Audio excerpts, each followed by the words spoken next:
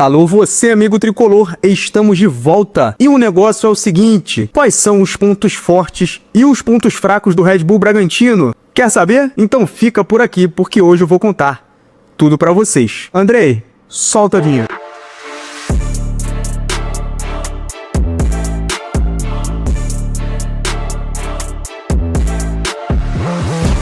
Vamos lá, galera, vamos falar sobre o Red Bull Bragantino e qual é a minha ideia aqui, pessoal? A partir de agora, né, que a gente deu início ao Campeonato Brasileiro, sempre que eu for analisar o nosso adversário, eu vou pegar a última partida, e aí nós vamos analisar ali os gols sofridos, os gols marcados, e depois eu vou fazer aquela análise mais geral, puxando algum aspecto positivo, puxando algum aspecto negativo, enfim, só para vocês ficarem sabendo como que esses vídeos serão produzidos por aqui. E quando nós falamos do Red Bull Bragantino, pegando aí as últimas 5 partidas, nós vemos que eles não vêm numa fase muito boa. Nos últimos 5 jogos, o Bragantino empatou 3, perdeu 1 e ganhou apenas uma vez. Então é um time que não vem aí em grande fase. E quando nós pegamos esses empates, 2 desses empates foram pela Copa do Brasil contra times muito fracos. Um dos empates foi contra o São José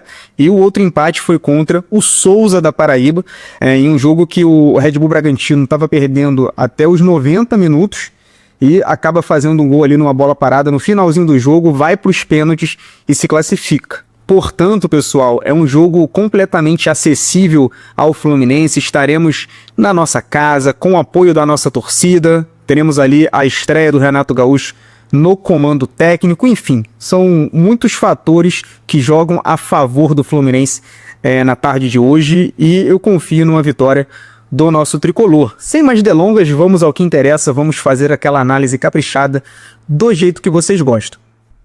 Vamos lá, galera. Vamos ver como foi a estreia do Red Bull Bragantino no Campeonato Brasileiro contra o Ceará. Lembrando que o Red Bull jogou dentro de casa, pessoal. O Ceará vai sair na frente do placar e é uma coisa que eu sempre falo para vocês, né? Esse espaço nas costas da primeira linha de marcação é um espaço muito importante, pessoal. É um espaço que os espanhóis chamam de base, né? A base.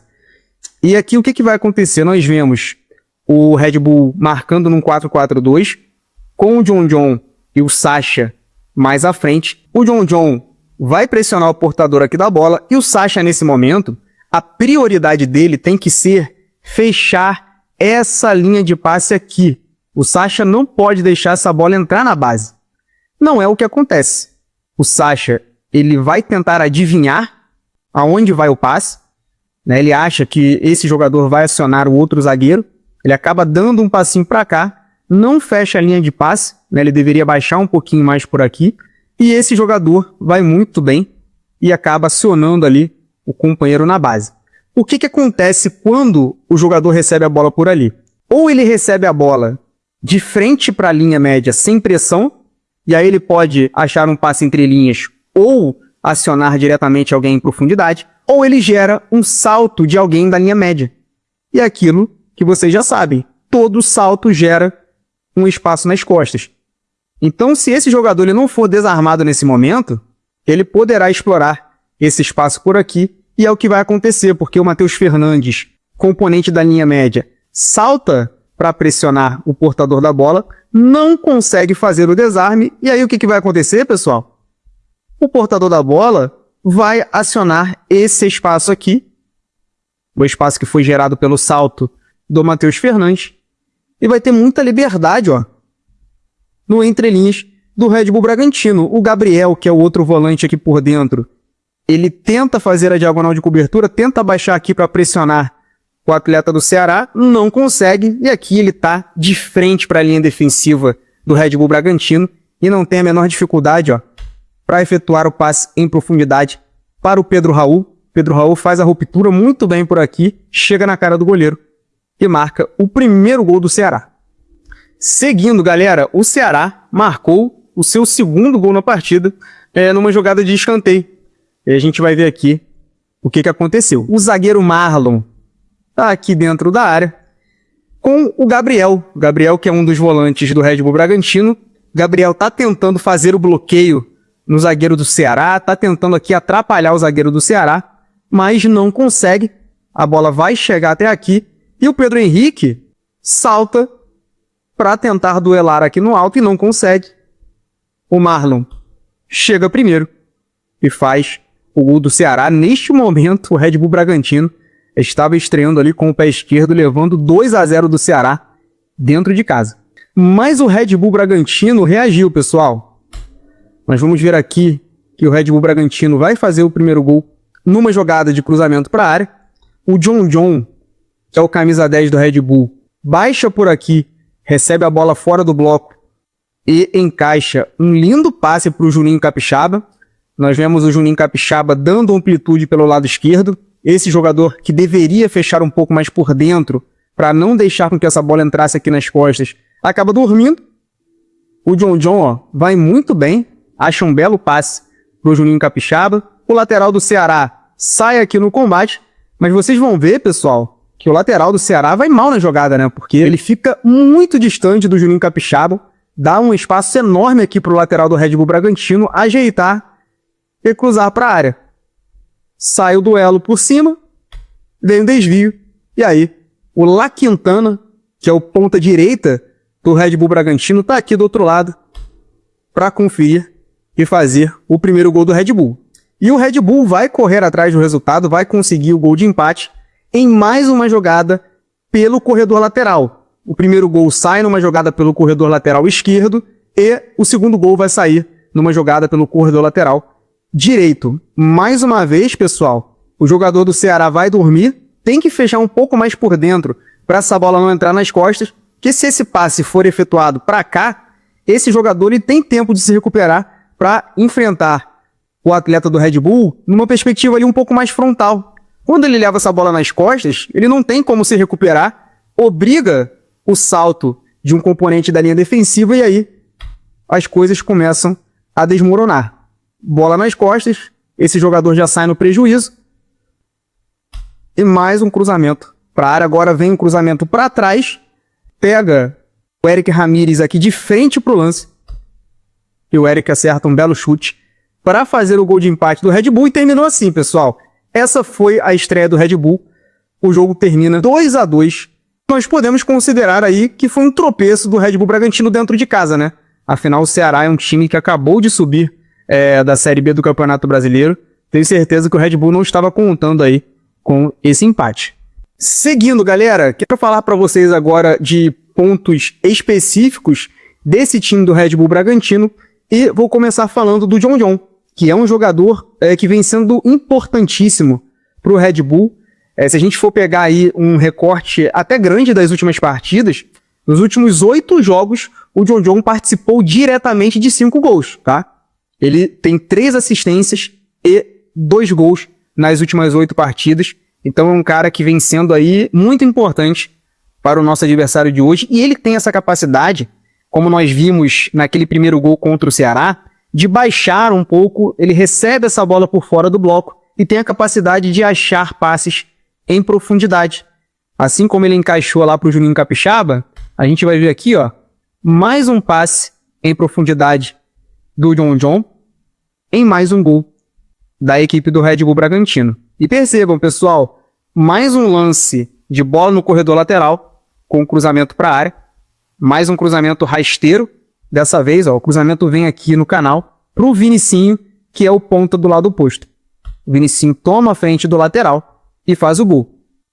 E o John, além desses passes em profundidade, ele também é um meia que chega bem ao ataque, que pisa bem na área. Tá? A gente vai ver aqui, ó, mais um gol do Red Bull e mais uma jogada pelo corredor lateral com esse cruzamento para trás. Agora vem aqui, ó, pro John que tá chegando por ali. O John pisa na área e finaliza para marcar mais um gol pelo Bragantino. Outra jogada, pessoal. Percebo que o John tá por aqui, ó, novamente. O John vai pisar na área. Então ele tem essa característica, não é aquele meia que só recebe por fora do bloco e tal, não. Ele pisa na área, ele é agressivo. E aqui mais uma vez, ó, vai receber a bola, ganha aqui a jogada, faz até uma bela jogada, Cruzamento no canal para quem?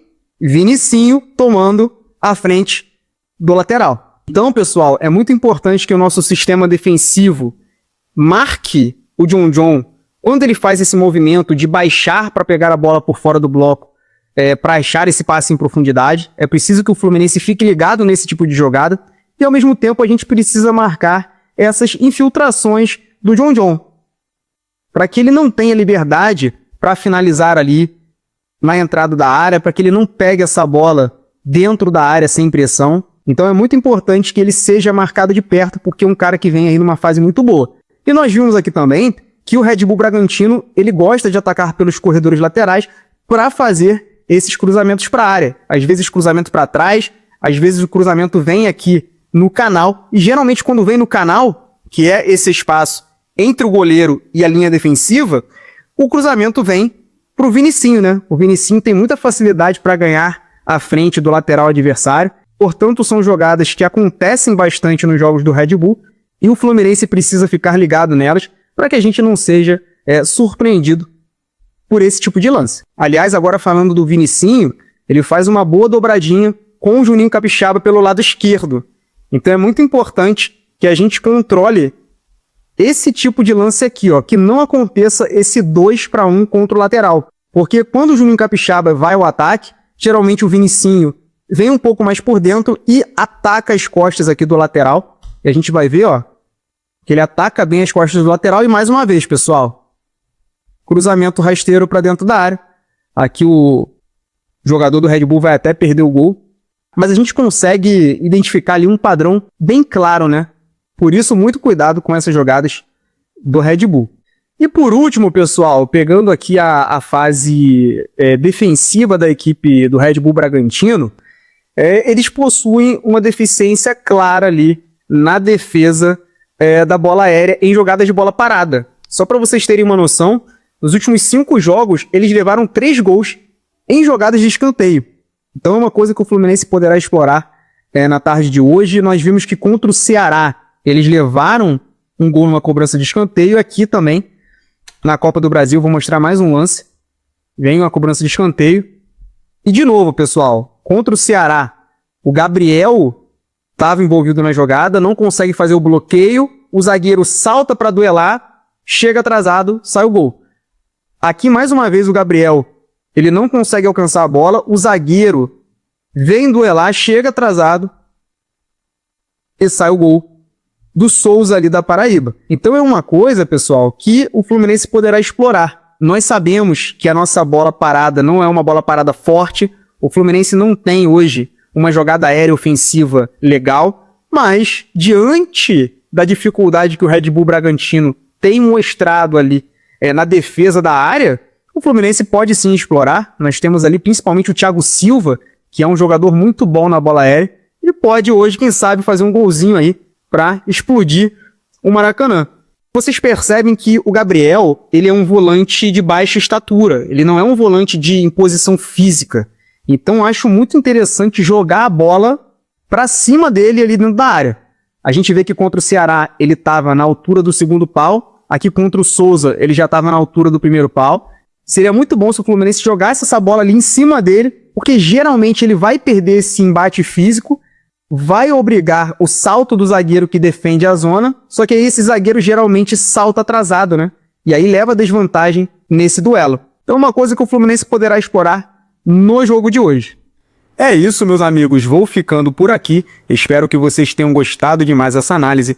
Amanhã voltaremos ao canal para falar sobre a partida entre Fluminense e Red Bull Bragantino. Veremos tudo o que aconteceu, analisaremos os gols, enfim, faremos aquele vídeo caprichado do jeito que vocês gostam. Não se esqueça de se inscrever no canal, de curtir o vídeo e, por favor, não se esqueça que correr qualquer um corre, jogar futebol é mais complicado. Tamo junto, saudações tricolores, valeu!